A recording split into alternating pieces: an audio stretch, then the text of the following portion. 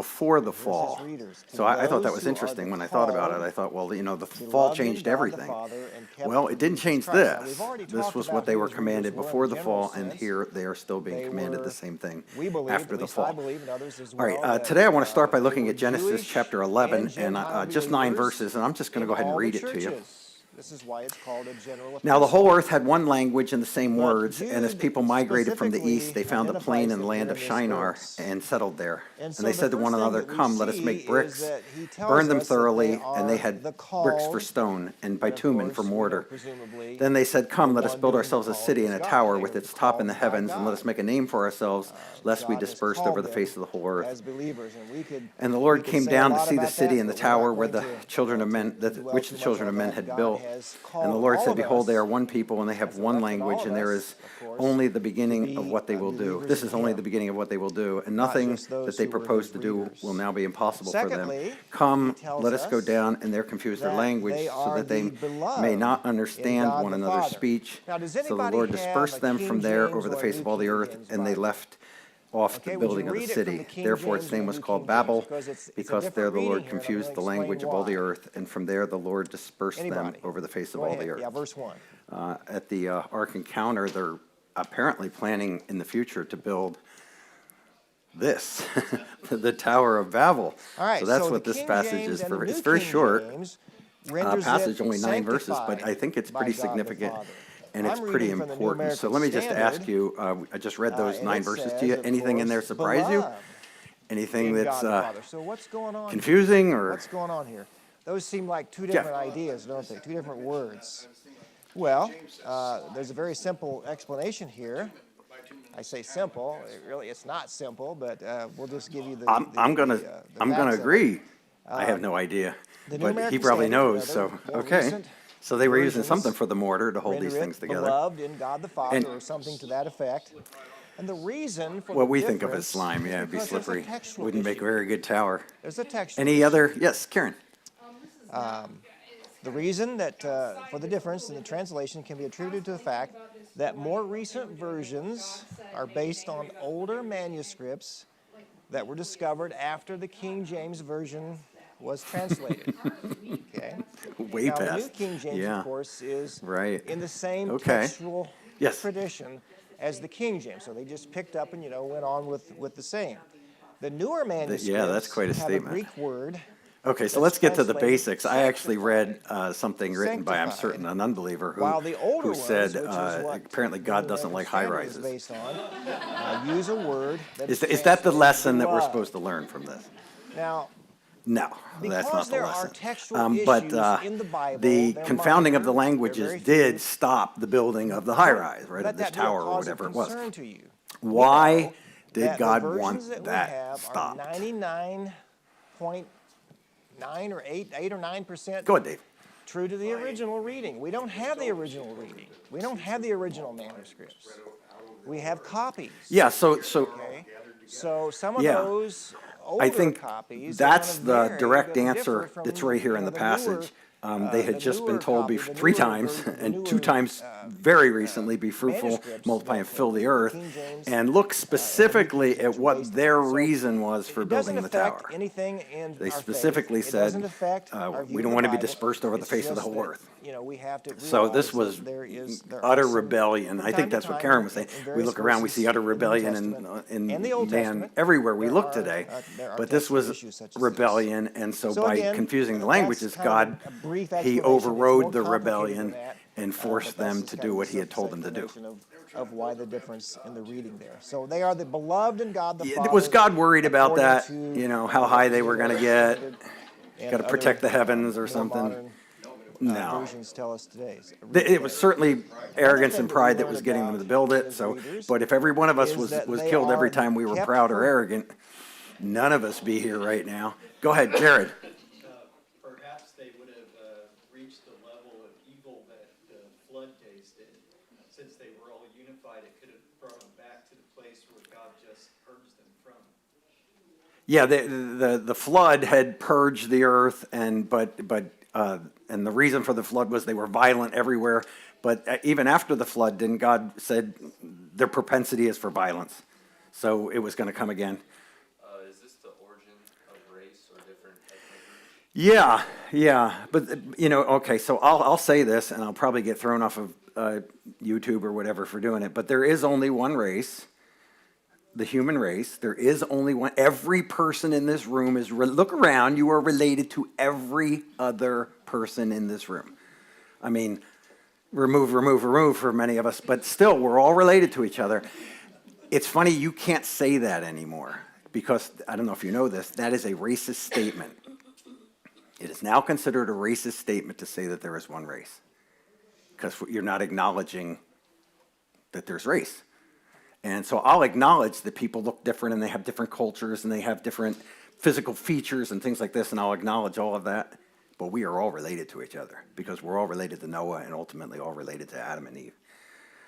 Okay, so I have another question though. I mean, the easy answer here is they disobeyed God and so God's put a stop to it. But it says that God wanted them to fill the earth. He wanted them to here's the question that I have that I don't know that I have the answer to. Why did God want them to disperse? Jared might have answered that.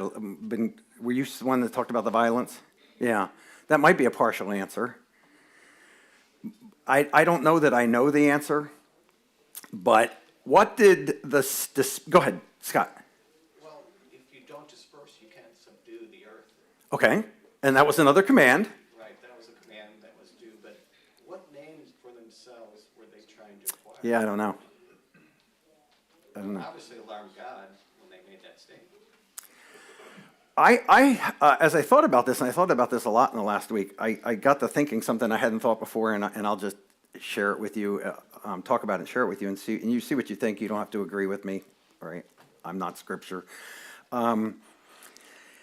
What was the effect of God confusing their languages? They dispersed. Okay, what was the effect of the disbursement? What did that do? Went to other parts of the earth. Okay, they went to different parts of the earth. What did that do in turn? Go ahead. It created ethnic groups. Okay, ethnic groups, sure. I'm think about innovation and knowledge and technology. What happened? It plummeted. It slowed everything down. Everything that they had been, like, that they were able to make this amazing tower and do all these things, and that stopped or was slowed down. Why? Well, because people dispersed all over the place, and now if you wanted to, and if somebody invented something or they came up with a new way of doing something, every little people group had to sort of figure it out on their own. You've heard the phrase about reinventing the wheel.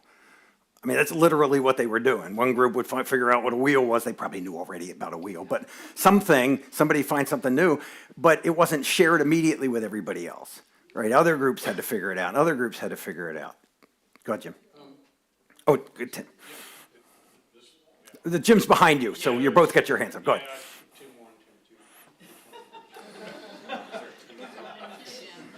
Anyway,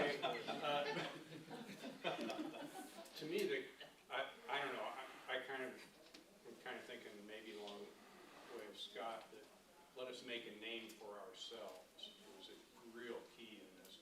The other thing is just the word, ourselves, and we. You can see what the focus was. Yes. And that's our focus. It still is. Go ahead, Jim.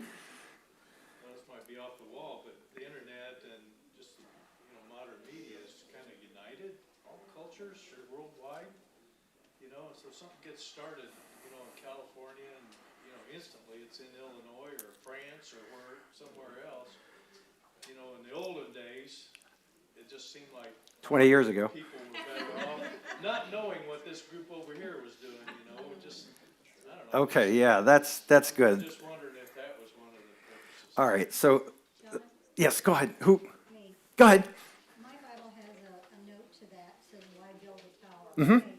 2 reasons were given: to make a name for themselves, that is, to accomplish something of lasting significance, and to keep from being scattered over the earth. Perhaps fears left by the flood caused a desire for some form of security.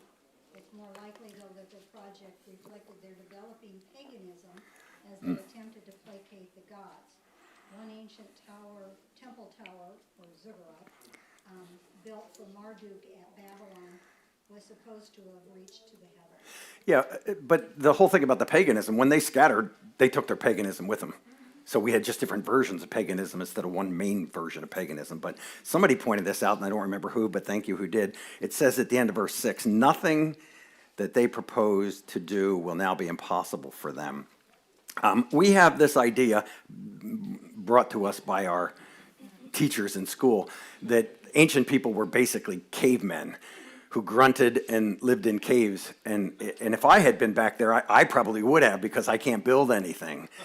But there were builders. And I think, this is my view, I think that the people that were back then were brilliant. I think intellectually they were probably smarter than us.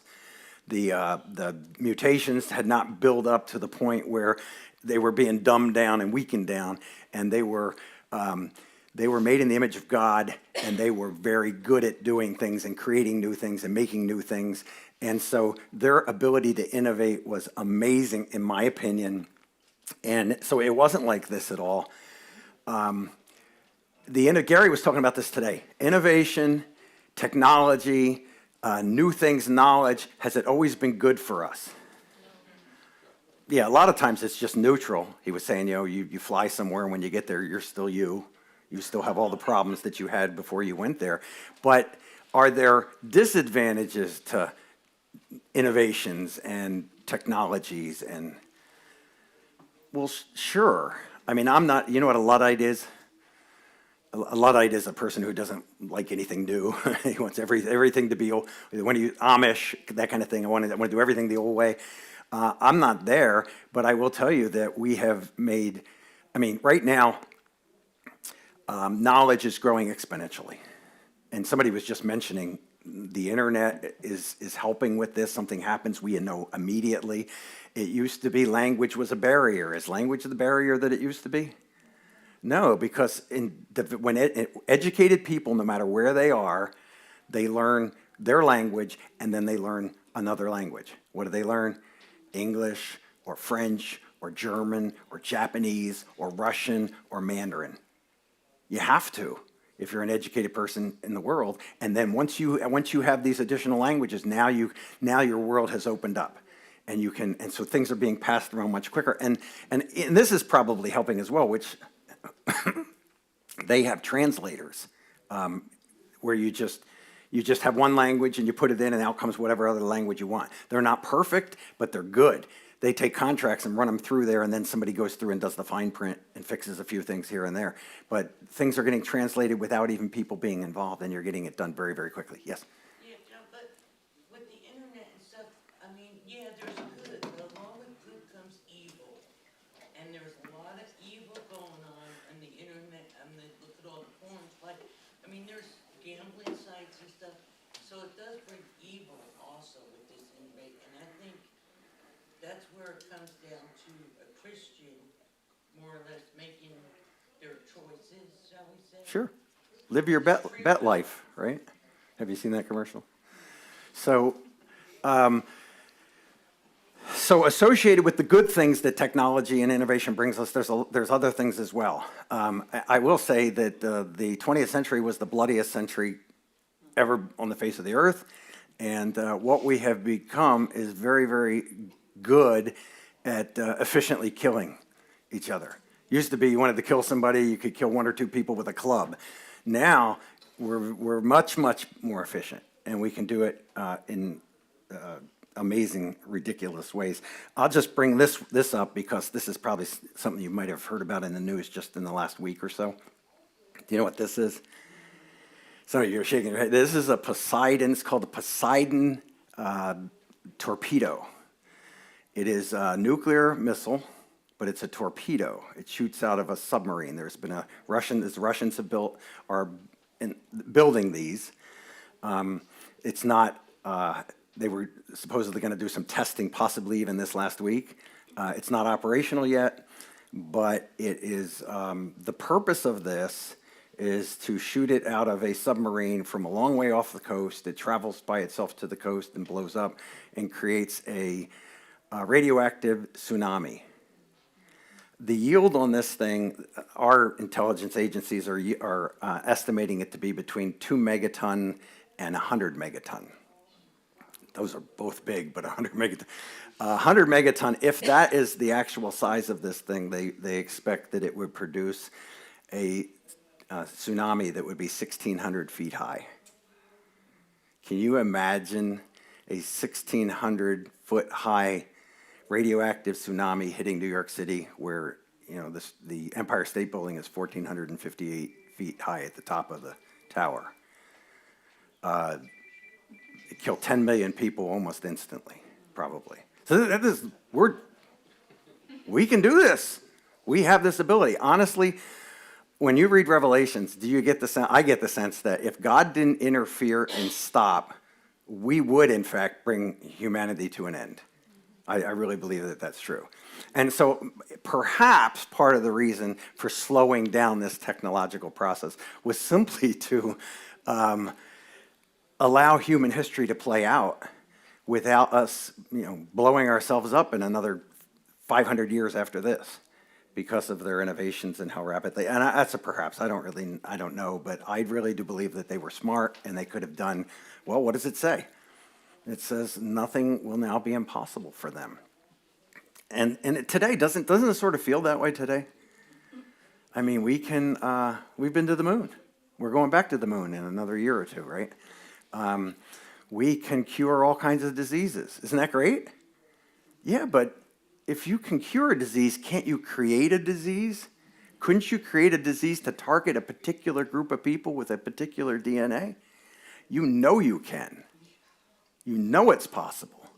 And so we are capable of these horrible things.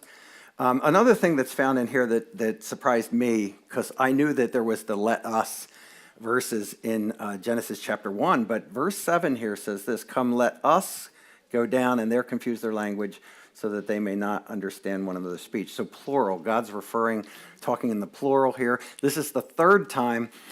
Genesis 1, it's clear that he's probably not talking to the angels. He's probably talking to the Godhead, the Trinity. And I believe that that's the case here as well. The Genesis 3 passage that says this, that's a little more iffy, but this one I think is pretty clearly referring to the Trinity. Okay, any other comments or thoughts about, yes, Karen? Question. Uh-huh. The go forth and multiply a command to us as well? Well, we have done it. I mean, we've gone for the multiply part we always had down. Even in at the Tower of Babel, they weren't denying that part of what their command was. They were multiplying. I'm talking about individually.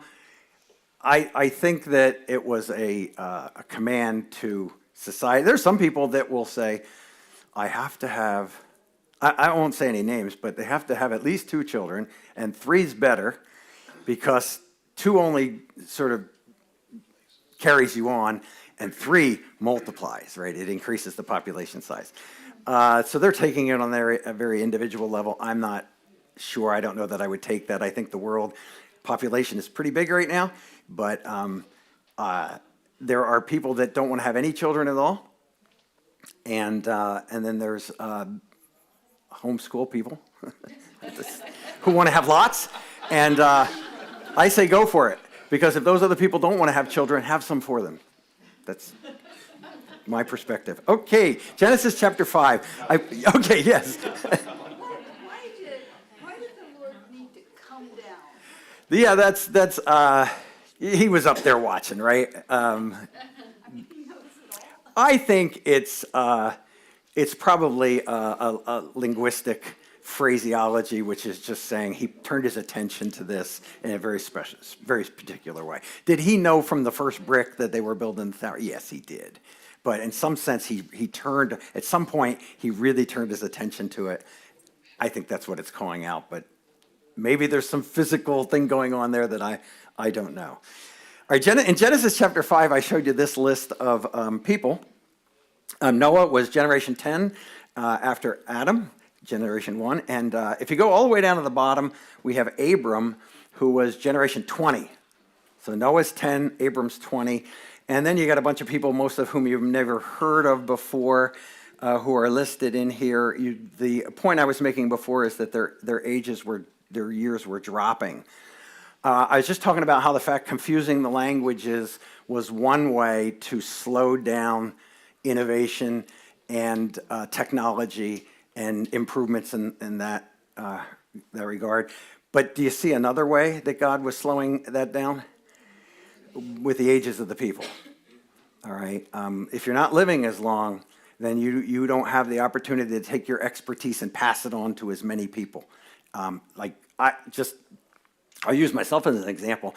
I started going to school at 4, right? Went to school full-time till I was 28, and continued to go to school part-time till I was 34. So I went to school about 30 years of my life so that I could then teach for 30 years of my life. And then I retired. Smile. That's pretty inefficient, isn't it? Spend half your life preparing to do what you're going to do for the other half of your life? What if I could have spent 30 years preparing to teach and then taught for 700 years? Wouldn't that have been a lot more efficient? Yes. And would knowledge have grown and passed? Yeah, it would have. And so this is just another way.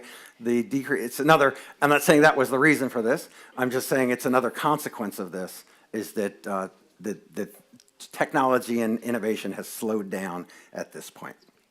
Any comments? Yes, Jeff. I was just thinking about, on a bad way, it's also, you can't necessarily pass on your godliness to too many people afterwards. Yeah, right. I mean, the good and the bad doesn't get passed on when you were gone. Okay. I want to take a detour and talk about Job for a minute, for the rest of the class, I think, today, because why? Well, mostly because as far as we can tell, as best we can tell, Job probably lived sometime in this span of generations that you're looking at right here. It is pretty clear that there's no nation of Israel, which would be after Abram, and because Job's doing his own sacrificing thing, and it's pleasing and acceptable to God. We don't really know where to place it in exactly, but it's probably somewhere in this time frame. So we're going to jump ahead to Job, and I'll give you the real short version of Job because you all probably know the story of Job. Job is a very, very wealthy man. God says he's a very upright and righteous man. One day, have you ever had a bad day? Okay. Next time you have a bad day, you say, but Job, because he had a bad day. He had a day where he lost literally everything in his life, all the possessions that he had. He was a very, very wealthy man, maybe the wealthiest man on the face of the earth at that time. He lost all his possessions, and then at the end of the day, just sort of cap the day off, somebody runs in and says, oh, by the way, all 10 of your children just died. That's a bad day. And so let me just, before we go any further, ask you, because you probably know the story of Job. Job, it gets worse because he didn't have any physical ailments at that point, but then he gets physical ailments. So now he's a poor, wretched, miserable, sore man. And then his friends come to comfort him. And the middle part, and it's chapters and chapters long, is these comforters who come to help to comfort him, I guess. And then Job starts sort of talking with them and arguing with them, and they go back and forth and back and forth and back and forth. And finally, at the very end, God steps in and he says what he wants to say. That's kind of the summary. Okay, when you think of the story of Job, is there anything about the story that surprises you? Okay, Scott. One thing that really amazes me is Job 122. I don't think I've read in any Okay, read it. Can you read it, Scott? So he's reading Job 122. Through all this, Job did not sin, nor did he blame God. I don't think that is written about anybody else that I know in the Bible. I mean, there's other things where God commends somebody, but it's usually for doing something right. And he's being commended because he didn't do something wrong. Right, he got his advice from his wife, cursed God and died. Yeah. What a helper. Die. All right, anything else surprised? That surprised me too. Yeah, Jim. I was kind of surprised by Job. I mean, the first couple or 3 chapters are good, and so are the last 2 or 3 chapters, but everything in between, the discussion with his friends, there's some nuggets of truth in there from Job and from his friends, but 95% of it is, I don't know, to me, I hate to say the word wasted, but God put it in there for a reason.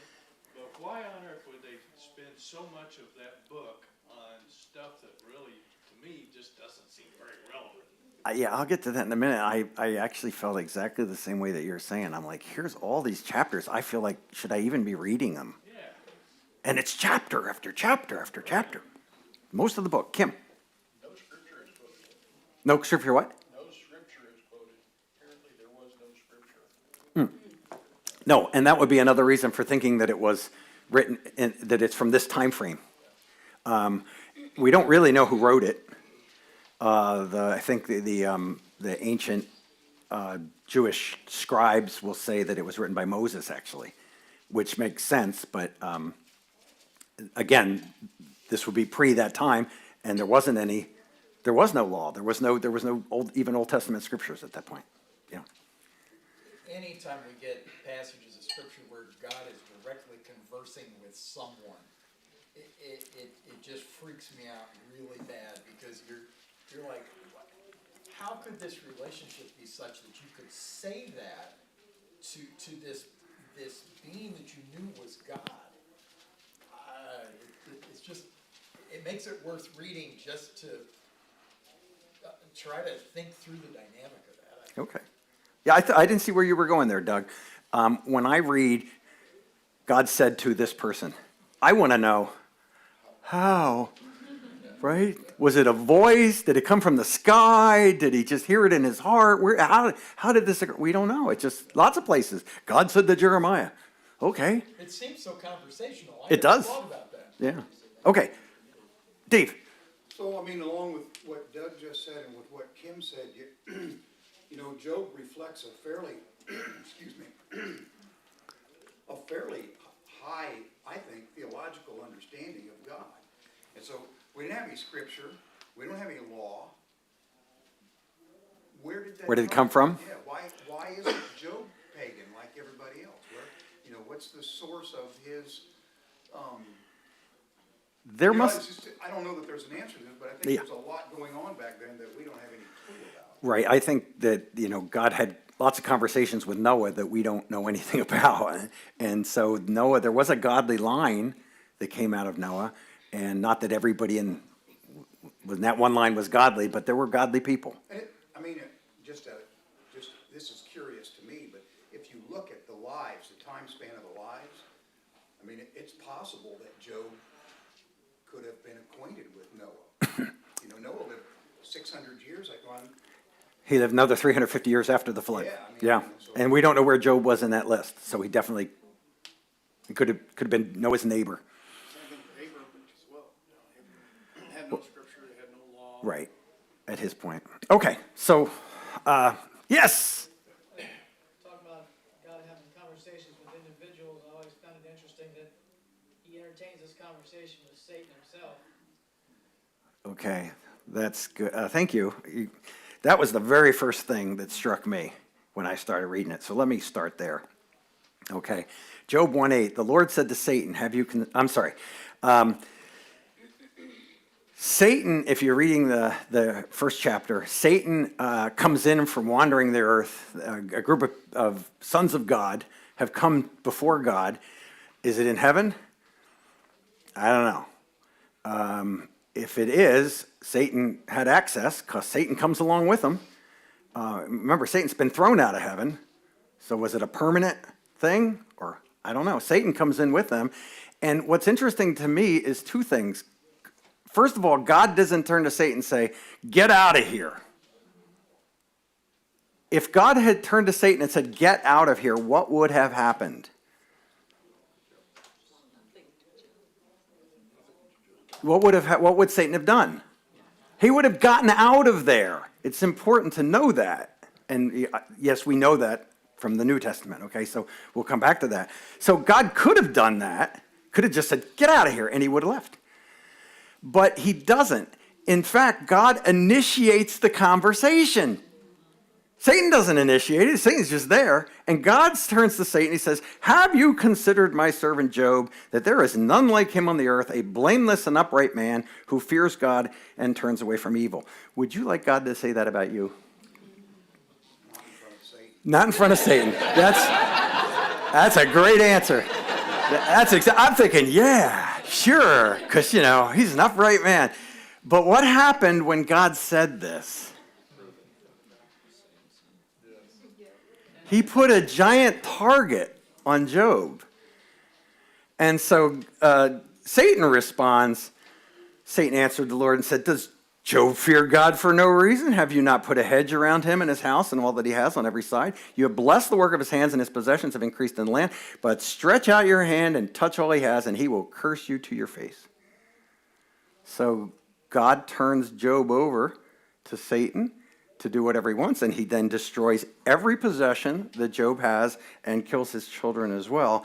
And we go to the end of the chapter, and Scott, I think, is the one who pointed this verse out. It says, Job arose and tore his robe and shaved his head and fell on the ground and worshipped. Wow. And he said, naked I came from my mother's womb, and naked shall I return. The Lord gave, and the Lord has taken away. Blessed be the name of the Lord. That's amazing. That is truly amazing. Okay. So, that's not the end of the story, because chapter 2, right? Chapter 2, another day comes, and another conference comes before the Lord, and Satan's there again. And the Lord initiates a conversation with Satan. And he says, have you considered my servant Job?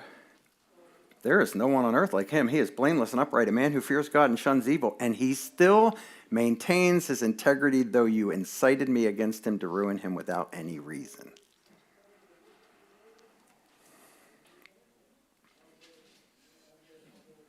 Put another target on him, right? And so Satan says, skin for skin, all that a man has he will give for his life, but stretch out your hand and touch his bone and his flesh, and he will curse you to your face. Is that what happened? Well, he definitely got sick. I'm thinking Satan threw every sickness and thing he could throw at him. He was probably as sick as you've ever been. He was sick. And he says he had boils all over, and he just sat in the ashes and scraped his sores. And he responded by saying to his wife, who was, not much of a helper, in this case, he said, shall we receive good from God, and shall we not receive evil? Okay, so an amazing man, Job, for sure. I think Jim mentioned the middle passages, the chapters in the middle. And I was reading them through. And as I was reading them through, I kept finding myself thinking, should I be reading this? And then I was reading. Sometimes I'd read something, I go, that sounds pretty good. And it's being said by one of the comforters who aren't really comforting. And I'm going, what am I supposed to get from this? And I find that lots of the things that are said here are perfectly fine, in fact, scriptural, because they're backed up by other places in Scripture. Let me just show you a couple examples that you could do this all day probably, but trouble. There are passages in Scripture that talk about having troubles, right? Eliphaz, the Temanite, said, man is born to trouble as the sparks fly upward. That's true. Somebody in the New Testament said this, in the world you will have trouble. Who said that? Jesus said it. Okay? So there's nothing wrong with what Eliphaz said here. He's right. As a general principle, you're going to have trouble. How about discipline? Eliphaz again said this, blessed is the one whom God corrects, so do not despise the discipline of the Almighty. If I didn't tell you who said that and where it was found, would you consider putting that on your wall at home? Sounds pretty good. Job 5. Hebrews 12:6 says something similar. The Lord disciplines the one he loves and chastises every son whom he receives. What about the righteous versus the unrighteous? A lot of what the comforters said was, God is righteous and bad things have happened to you, so you must be unrighteous, so repent now, sinner. That's kind of what their message, they became more violent in that as they went. But here's Job 8:20. This was said by Bildad the Shuhite. He was he's the shortest man in the Bible? Okay. Behold, God will not reject a blameless man nor take the hand of evildoers. As a general principle, is that true? Let me say it differently. Could you imagine finding a verse like that in Proverbs or Psalms? Yeah, because in Psalms and those Proverbs are things that, it's not ironclad, this is the way things are. It's a general principle of truth. And so this is a general principle. Here is Proverbs 12:21. No ill befalls the righteous, but the wicked are filled with trouble. They're just as true as each other. They're generally true. Is either one universally true? Has it ever been true that ill has befallen a righteous person? Yeah. Has it ever been true that wicked people were not filled with trouble? Absolutely. So as general principles, these things are true, but I don't see a difference between these two things. It's just one was said by one of the comforters of Job who we're not supposed to trust, and then one was said by Solomon who we're supposed to trust. Yes, Kim? One of the things I try to keep in mind on both Psalms and Proverbs is it was written to a country that had all kinds of promises that we don't have. So he would protect them from their enemies and such like that. I don't know how to parse that out totally, but when I look at promises like that, remember that's where that was written. Yes, it's very true. The Psalms and the Proverbs were written to the people of God, the Israelites, who were given promises that were based upon their actions, and if they acted in a certain way, they were promised to have in general good things. But even still, everybody in the Old Testament died, even righteous people, right? So, okay. So, anyway, at the end of the story, God has a conversation with Job that's mostly God asking Job questions. And how does Job's complaining that God won't tell him, what's going on and why he's doing all these things and what does he have to do different or whatever? And what's God's response? What's his actual answer to Job? What's that? Where were you? Okay, so what's the point of that? He asks a bunch of questions. Were you here when this happened and when this happened and when the earth was created, when the stars sang and all these other things? What's his point, Jared? He doesn't give an answer. He doesn't give an answer. His answer is, I'm in charge and I don't have to answer to you. And so he doesn't answer. So God's correcting Job, but Job did not sin. Yeah, actually, I read an interesting commentary that said Job did not sin before the comforters came. He sinned while he was conversing with the comforters. That his sin, if there was a sin, was in him sort of puffing himself up and saying, I have the right to know, I have the right to know, God needs to come and tell me what's going on and so on. That's what his sin was. But previous to that, no, he had not sinned. In fact, that's the problem with the generalities that the comforters were giving. It's not that some of those generalities aren't in general true. It's just that this always happens when you take a general principle and you apply it to a specific case. Those general principles did not apply in the specific case of Job because he had not sinned, right? God said he had not sinned, but they were applying it, and that's what their problem was. Not necessarily what they were saying, but who they were saying it to, and applying these generalities to that specific situation. Yeah. So did Satan win? Because Job did sin at the end.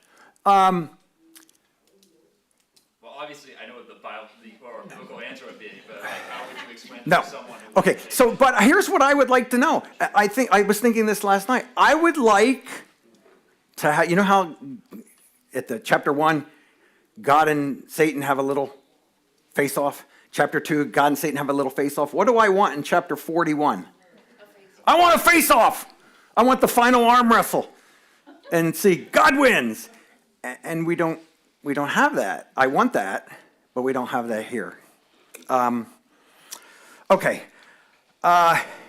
Yes, Dave. So at the very end in the epilogue, God is mad at the three comforters. Mm-hmm. He says, I am angry with you and your two friends because you have not spoken the truth about me as my servant Job has. So doesn't that imply that Job didn't sin? I think God decides whether somebody sins or not. If God says he didn't sin, he didn't sin. But he certainly was coming up against his issue was in his wanting to force God to give him an answer. So do you want to call that a sin, or do you want to? He was pushing up against a boundary that was not his right to push, and God showed him that was not a boundary that he was allowed to cross. That God was not going to have to answer to anybody, and so. As far as we know, did Job ever know anything about this cosmic battle that was taking place between Satan and God? Well, as far as we know, he never knew. I have here all's well that ends well because the story. He gets a double of everything back, and so he got twice as many goats and sheep and donkeys. By the way, he only got the same number of additional children. Is there an implication there? What's an implication there? 10 was plenty. 10 was plenty. The implication is he has 20 children. 10 of them are gone, and now he has 10 more. But he has 10 children. Isn't there some kind of an implication there for a resurrection? A future life? I mean, it's veiled. But I think it is there. He did not get 20 additional children. And so, all's well that ends well. I don't really think so. Anybody that's lost a child knows that having another child afterward is probably, a real blessing and a wonderful thing. But does it totally make up for the child that you lost? No. So Job did lose 10 children. Scott. But also in the first chapter, in verse 5, he recognized his children were sinning. Well, he offered sacrifices. He said, but I think he says, perhaps they have sinned. But of course they did. But he recognized the consequence of sin, not only in his life, but his children's life too. Mm-hmm. Okay. Let me very quickly, I'll just introduce what we're going to have to do next week. We're going to run through the rest of Genesis next week. So if you want to start reading at 12 and read all the way to the end, I want to read through the Patriarchs of Israel, the formation of the nation of Israel, because it's fundamentally important to our understanding of the rest of the Old Testament. And then we've got to jump to the New Testament, or I'll never even get into the New Testament, this thing. So Genesis chapter 12, verses 1 to 3. The Lord said to Abram, go from your country and your kindred and your father's house to the land that I will show you, and I will make of you a great nation, and I will bless you and make your name great, so that you will be a blessing. I will bless those who bless you, and him who dishonors you I will curse, and in you all the families of the earth will be blessed. Okay, so the patriarchs, Abram, whose name became Abraham later, but Abram was first. His son was Isaac. Isaac had a son, Jacob. Jacob's name was changed to Israel, and he had 12 sons, and from that point on, all the offspring were part of this special family. The other patriarchs had other children. They were not part of this special family. But from Jacob on, they were, and since Jacob's name was changed to Israel, those people were then known as the children of Israel. That's the Old Testament name, right? In the New Testament, they were called the Jews, and there's reasons for that, but they're known as the Jews. I'm going to read a poem to you real quick, because you know how much I love poems. How odd of God to choose the Jews. I'll say right now, the person that wrote this poem is an anti-Semite. So, but I think he was on to something here. But I want to say something about anti-Semitism. It's ungodly. It's wrong. It's racism. and it's sin. So, but I do think it was odd for God to choose one particular group of people. And I don't think it's odd because he chose the descendants of Abram, who became the Jews. I think it's odd that he chose anybody to be a special people. Why? Because apple trees produce good apples and bad apples, right? I don't care what lineage you're looking at, you're going to have some good and you're going to have some bad. So it's easy to see that in the past, and there were good people in the nation of Israel, godly people. There were ungodly people in the nation of Israel. But if you just think about your own life, if God doesn't come back, Christ doesn't come back for 500 years, then you'll probably have lots of offspring that will be living long after you. Some of them hopefully will be godly, right? Do you think some might be ungodly? Perhaps.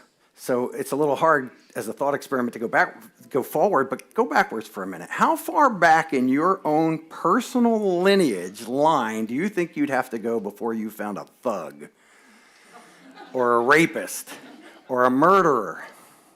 Yeah, some of you, it's like 2 generations. I knew him. No. Maybe you came from godly parents and godly grandparents, and great. But if you go back far enough, right? Remember, we're all related to each other in this room. If you go back far enough, you probably have some horrible, horrible people in your line. Why would God choose a specific line and say, this is going to be my group of people? Well, he did.